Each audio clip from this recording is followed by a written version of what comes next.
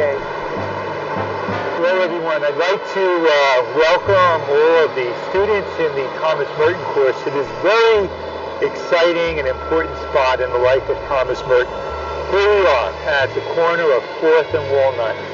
And it was here in this spot where Thomas Merton took one of his earliest trips out of the monastery after being in the monastery for about 10 or 15 years. It was here on this corner where he stood and looked at people walking by as we see people walking by right now, and he suddenly realized for the first time that he wasn't any different than the rest of all these people.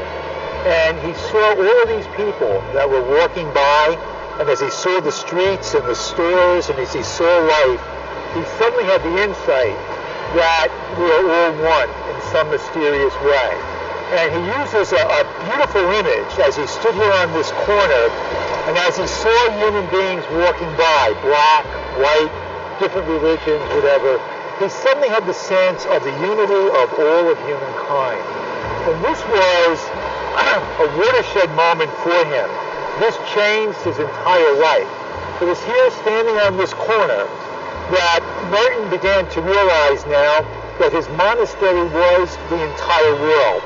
Prior to this moment, living in the monastery of Gethsemane, he saw himself as someone who was withdrawing from the world.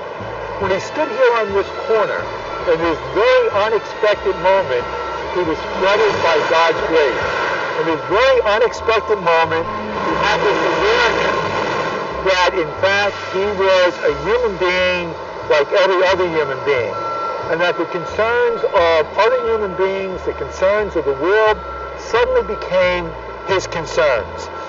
I would suggest that probably what happened here on this corner possibly might have been the most significant thing that happened in the life of Thomas Merton.